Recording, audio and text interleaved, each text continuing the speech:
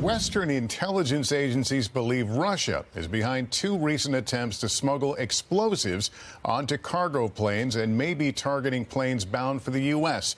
Tom Costello is with us. Tom, this is quite concerning. What have you learned? It really is. The explosives went off in DHL cargo hubs in Germany and Britain. Had a bomb exploded while the plane was in the air, the head of German domestic intelligence says the plane would likely have crashed. A Western security official tells NBC News it could be a Russian operation to undermine support for Ukraine, and cargo flights to the U.S. and Canada could be targeted. Last summer, explosions at DHL cargo hubs. They were not accidents. They were not isolated incidents. They were part of what European and American officials described as an expanding campaign of Russian sabotage, including arson in the UK and the Czech Republic, attacks on pipelines and data cables in the Baltic, and tampering with water supplies in Sweden and Finland. Earlier last year, the U.S. also helped Germany interrupt an alleged Russian plot to assassinate an executive at a German arms manufacturer that supplies arms to the Ukrainian military.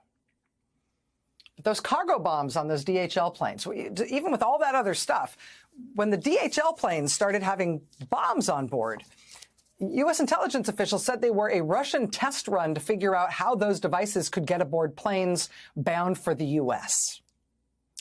And as such, that was a frightening new escalation for American officials. The idea that that sabotage campaign could be coming here. Months later, the New York Times reported that White House officials became, quote, increasingly alarmed by secretly obtained intelligence suggesting Moscow had a far larger plan in mind to bring the war in Ukraine to American shores. President Biden dispatched his national security advisor and the CIA director to send a series of warnings to Putin's top aides. The core of the warning was that if the sabotage campaign led by Russia created mass casualties in the air or on the ground, the U.S. would hold Russia responsible. They didn't specify what that response would be, but they made it clear they would take the shadow war between Washington and Moscow to new levels. So that was last year. A new in-depth study of Russia's sabotage campaign finds that the number of Russian sabotage attacks in Europe nearly tripled between 2023 and last year, after quadrupling the year before that. Reporting on that, here's how the New York Times put it, quote, anger at Russia's sabotage efforts has the potential to influence European reactions to the U.S.-led push for an end to the war in Ukraine. Prime Minister Donald Tusk of Poland noted in a social media post on Monday that Lithuanian officials had confirmed his assessment that Russia was responsible for a series of fires in shopping centers in Warsaw and Vilnius. Mr. Tusk wrote, quote, good to know before negotiations. Such is the nature of this state. The message to countries supporting Ukraine has been that Russia can impose costs and increase them.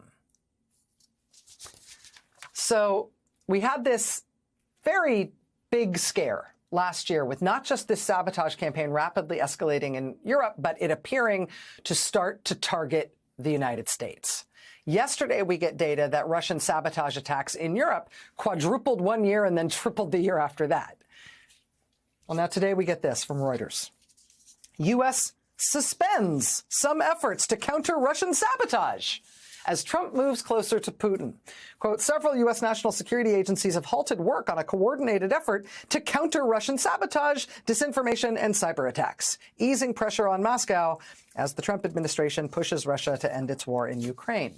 The effort involved at least 7 national security agencies working with European allies to disrupt plots targeting Europe and the United States. Since Trump took office, much of the work has come to a standstill. Reuters cites 11 current and former officials here. I'll tell you what Reuters, that Reuters did ask the Kremlin what they think about this reporting. Quote, Kremlin spokesman Dmitry Peskov said the Trump administration was trying to get rid of everything ineffective, corrupt, and implausible. Something he said was, quote, understandable. Joining us now is one of the reporters on that story, Reuters national security correspondent Erin Banco. Ms. Banco, thanks very much for being here and for getting this scoop. I appreciate the chance to talk with you about it.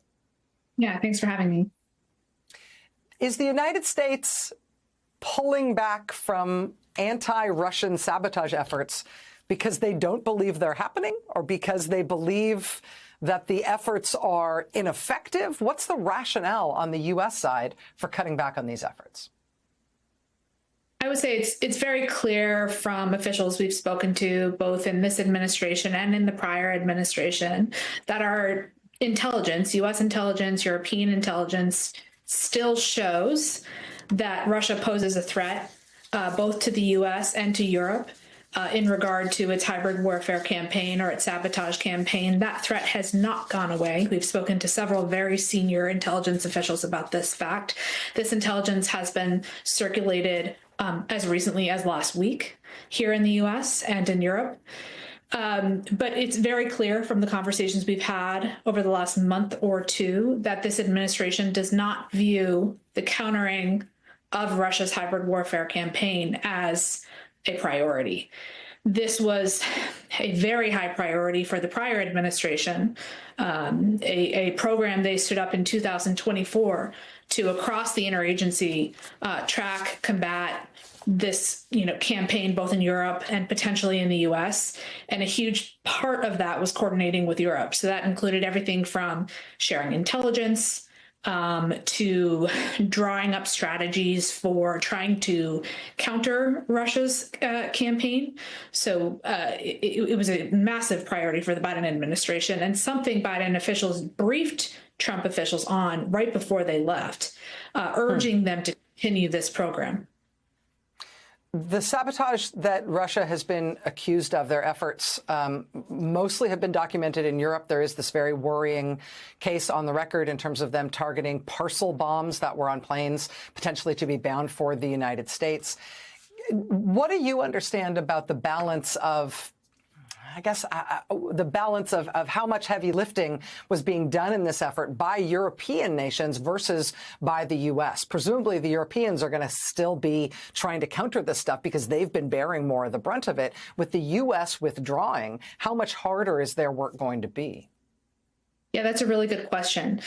Local law enforcement in many of these countries are leading the way in terms of investigations looking at some of these sabotage acts.